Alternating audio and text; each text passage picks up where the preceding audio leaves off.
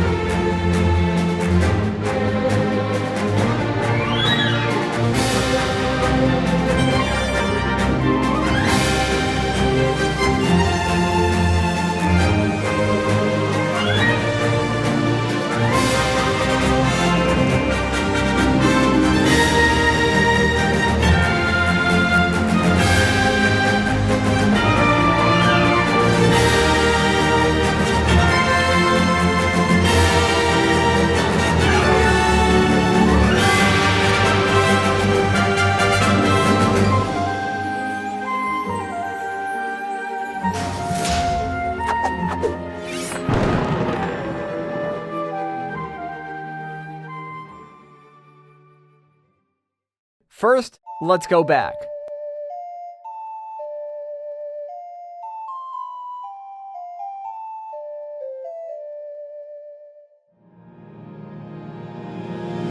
The year is 1999. A popular Zelda fan site receives an email from a girl named Ariana from Colombia. She has seemingly done the impossible. She's collected the Triforce.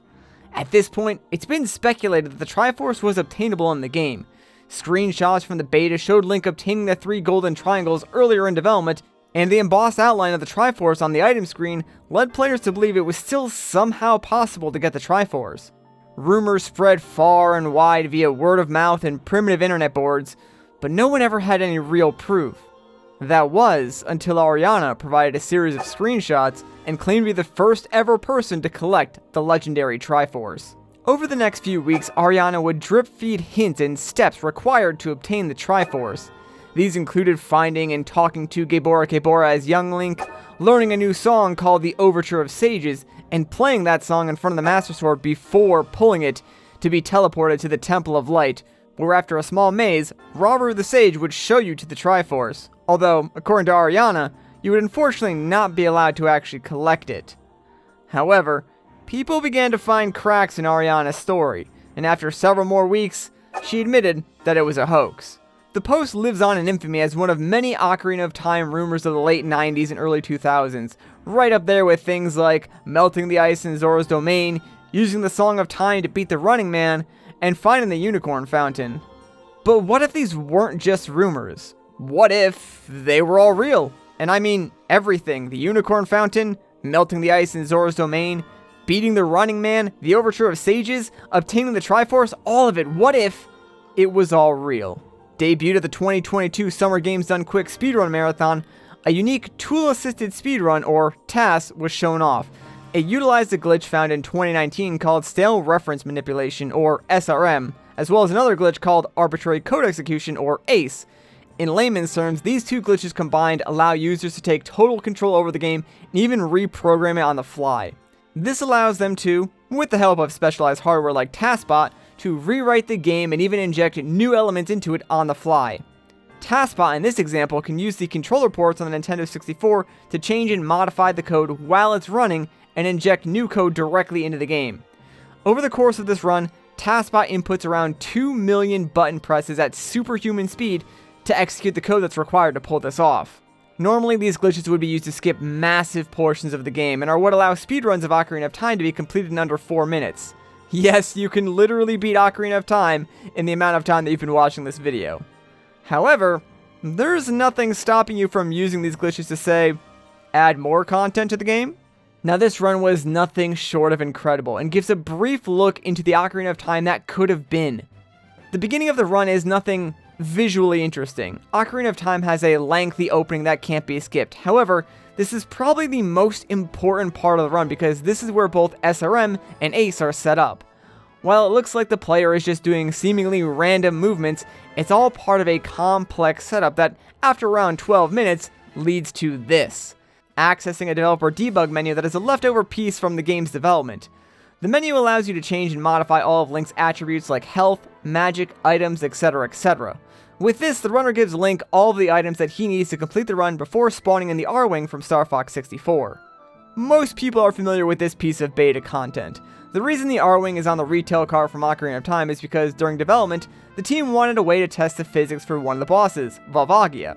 During game development, models and art assets aren't always completed around the same time, so as a placeholder, they added the R-Wing and attached it to the properties they had written for Volvagia as a way to playtest the physics. Again, this isn't particularly new information. In fact, GameShark codes have been around for ages that let you spawn in this enemy and mess around with it, but it's still a neat little way to start their showcase. However, our quest to obtain the Triforce doesn't really start until after the runner enters and exits the Lost Woods in a very specific order. This order just so happens to be the same order needed to exit the Lost Woods in the original Legend of Zelda for NES. This causes a beta Kokiri to spawn who tasks us with finding him a butterfly.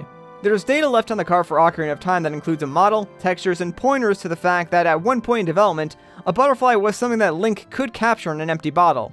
While catching a butterfly is still impossible, the item itself was restored, so a quick custom conversation with a storekeeper in Castletown later allows us to purchase the beta item and bring it back to the Kokiri, who rewards us with some magic powder. This is used to bring back a beta element from Majora's Mask, that is, being able to upgrade the masks that you receive. This feature was dropped during the development of Majora's Mask, but it's been re-implemented here just for the sake of continuing our new quest. By using this magic powder combined with another glitch to allow 2 masks to be equipped at once, the runner upgrades both the bunny hood to make Link run faster, which wasn't a feature in Ocarina of Time, as well as the Gerudo mask, which makes it believable enough for Link to sneak into the Gerudo fortress. After sneaking into the fortress, Noboru, who can see through our mask, will teach us the full Song of Time. Now in Ocarina of Time, there actually exists code for 2 versions of the Ocarina playing mechanic. The one we got in the retail where you play the 6 or so notes and the rest of the song plays on its own, and an unused second version where you can not only play more than the normal amount of notes, but you can also pitch shift the notes up and down using different button combinations. This makes songs much more complicated to play, and I can understand why Nintendo went with the more simplified method for the final game, but it's still cool to see this beta feature brought back into the game. It's worth mentioning that while you can change the pitch of the notes in the retail version of the game, it doesn't have an effect while playing songs like the beta version of this mechanic does. Equipped with the full version of the Song of Time, we can switch between adult and young Link at will, and without pulling the Master Sword from the Temple of Time, which brings us to our next well-known Ocarina of Time rumor, beating the Running Man. In Ocarina of Time, there exists an NPC known as the Running Man. Normally, he will challenge you to an unbeatable race. Even if you were to use cheat codes to stop the timer, the Running Man will always win by 1 second. This was of course the source of many online hoaxes back in the day, with fake guides on how to beat the Running Man appearing all over early internet forums and playgrounds across the world. One of the more popular hoaxes stated that in order to beat the Running Man, you must challenge him as an adult, go back in time, and then wait 7 years in-game in the spot where the race ends, and then you'll finally be able to beat the Running Man. At the time, it was just an elaborate prank, but with our new Song of Time, doing that exact setup actually allows us to beat the Running Man, and he offers us a prize in Hyrule Field as a reward. Returned to Hyrule Field, we can see another restored beta element, a giant pink rupee. However, if you attempt to pick it up, it'll explode and a boss fight against the Running Man will start. While the boss fight is just some added fun, the rupee and its explosive properties are actually its intended use. At some point in development, this was going to be in the game and act as some sort of trap. Why it was removed, we don't really know, but I imagine a giant exploding rupee is something that would only trick the player once, so probably not that many use cases for it. After defeating the Running Man, he gives us an entirely new item, the Sage's Charm, which doubles our magic meter again and enables another beta feature from Ocarina of Time. You see, prior to the game's release, screenshots showed the Sage's medallions being equipable to the C buttons, which makes it seem like at one point during development, the medallions that you got at the end of each of the game's temples would be items that you could then use in the overworld. Some believe the Fire Medallion was originally going to give the player the power of Din's Fire. Now that we have the magic and the power of the medallions, if we go to Zora's River as an adult, it's still frozen. In fact, it's one of the only major areas in the game that doesn't revert back to its previous state after defeating its temple. This of course led people to start rumors that you could melt the ice in Zora's domain using different methods, usually all requiring Din's Fire, fire arrows, or something of the sorts, but none of them actually worked. Adding fuel to that fire, pun intended, was what people believed to be the entrance to an underwater cave. In reality, this little alcove led nowhere, but people speculated that if you could unfreeze Zora's domain, that cave would lead you to one of many different locations. Some rumors claimed it would take you directly to the Triforce, others took a more believable approach and said it would lead to the Unicorn Fountain. The Unicorn Fountain is a room that did exist at some point in Ocarina of Time's development. Beta screenshots from the time show Link standing in the room with the Beta Great Fairy, so it's likely the Unicorn Fountain was just what they were calling fairy fountains at the time. However, those contents still exist within the game's data, so now that we can use the power of the sages, we can finally live those childhood dreams and melt the ice in Zora's domain. Go inside that cave and enter the fabled Unicorn Fountain, complete with Beta Great Fairy. Although not completely accurate to how Ariana described it, the Beta Great Fairy teaches us the Overture of the Sages, which is the final piece of the puzzle we need to reach the Triforce. So, off to the Temple of Time. We'll open the Door of Time as an adult, of course, because, we've been a bit too busy to do it as a kid, and like Ariana said, we can't pull the Master Sword, otherwise this won't work. But with the Door of Time open, it's time to approach the sword and play the Overture of Sages. Just like the rumors of old, this teleports us to the Sacred Realm.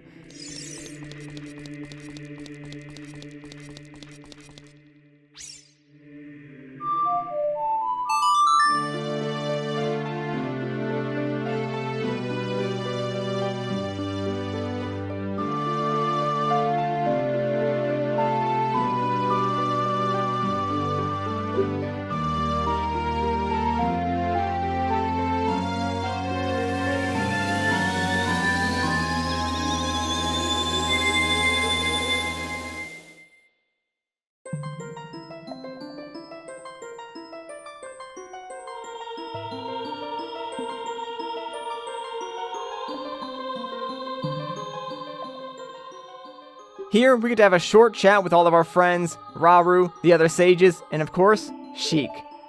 Afterwards, we can pass through this one last doorway, and we get this scene.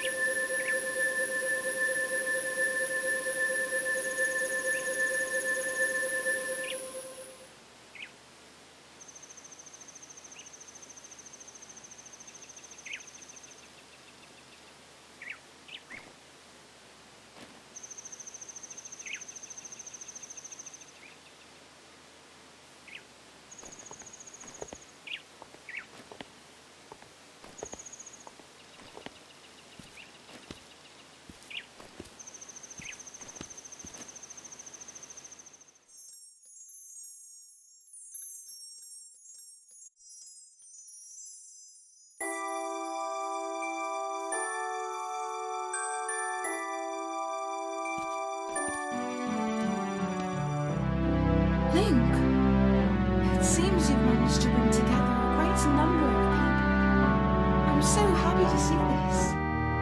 I know they're out there, but it would be nice if we could see them, don't you think?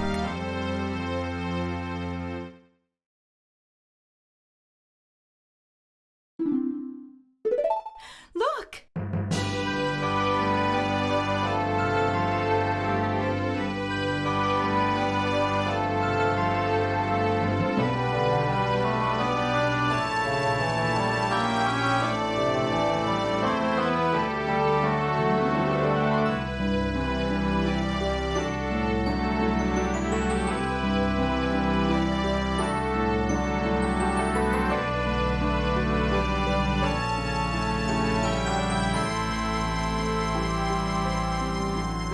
To see our future.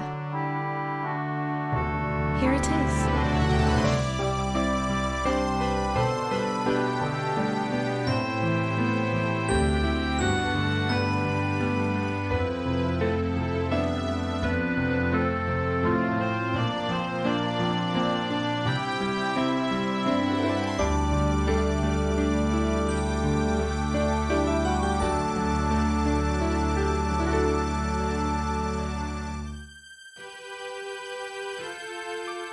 Thank you, Link, for all you have done for us.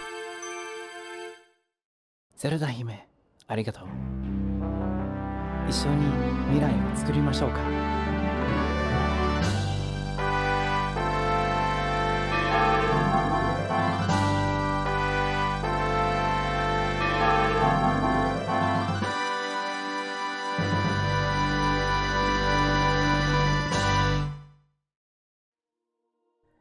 And that's it! That's how players were finally able to get the Triforce in The Legend of Zelda Ocarina of Time. The ending demo featuring Link from Breath of the Wild, Zelda, cell shading, and integration with Twitch chat is just the creators showing the full extent of what RCM, Ace, and TASBot and their mastery of the N64 hardware can pull off. Although I will admit, it's not quite as impactful as it was when I was watching it live, it's still amazing to see. Huge shoutouts to Dwango AC, Save State, Sauron, and everyone else involved with this project. Thanks for spending 3 years creating this, and finally allowing all of us who grew up with this game, reading and believing these rumors, and trying to find the Triforce, the experience we never got to have. And thanks for making this footage and everything else available to the public so that I could make this video. And of course, thank you for watching. Once again though guys, my name is Matt, and I'll catch you in the next one.